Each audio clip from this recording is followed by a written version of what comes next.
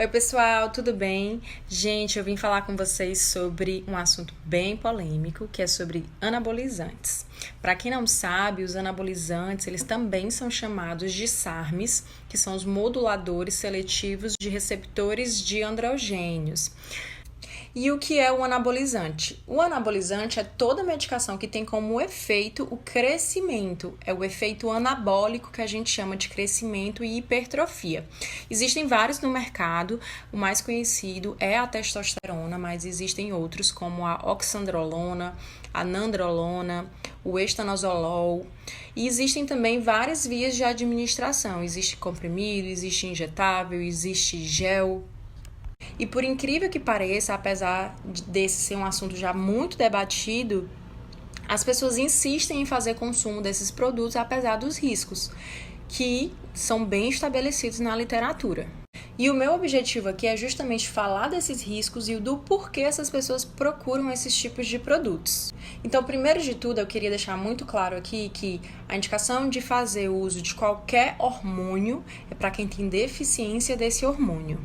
O segundo ponto é que os anabolizantes eles não foram criados para fins de ganho de massa magra ou melhora de performance.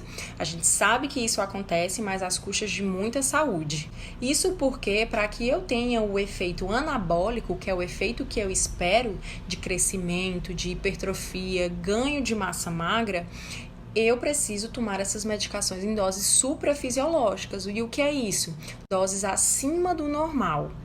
Porém, nestas doses, eu também tenho os efeitos maléficos, que são os efeitos não desejados. E aí é que está o perigo, porque são muitos os efeitos colaterais e muitos deles são extremamente graves. E quais são esses efeitos maléficos?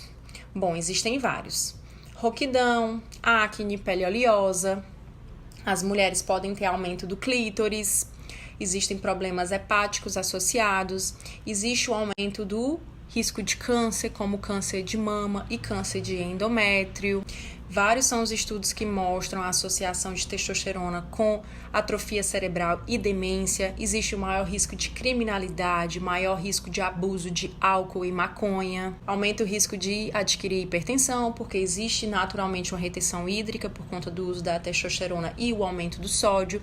Existe o aumento do risco de você ter doença do colesterol. Existe relatos de pessoas fisiculturistas que desenvolveram diabetes por conta do uso de anabolizantes.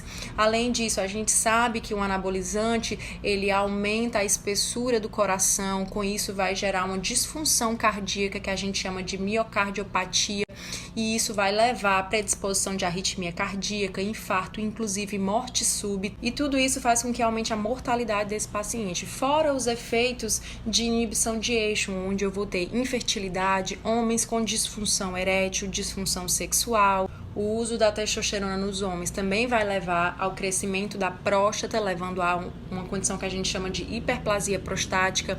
Existem também relatos de homens que desenvolveram ginecomastia.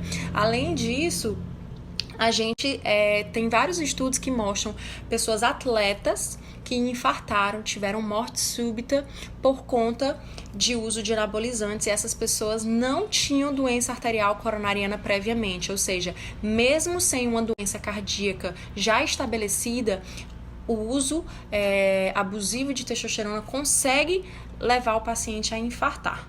E mesmo assim, as pessoas ainda fazem uso dessas medicações. Eu acredito que a maioria das pessoas que usam, elas têm um entendimento do que pode acontecer, elas estudam a medicação, elas têm noção do perigo.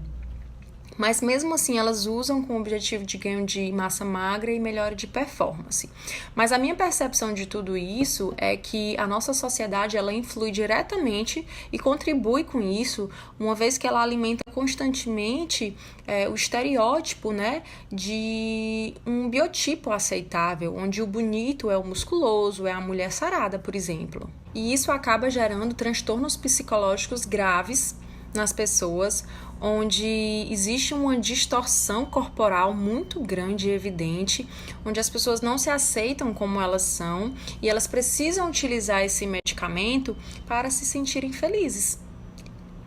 né? Existe na academia um transtorno muito comum, que é a vigorexia, que é o paciente ele não se enxerga como ele de fato é. Então, na maioria das vezes são pessoas muito grandes, muito músculo, mas que quando eles se olham no espelho, eles se acham muito pequenos.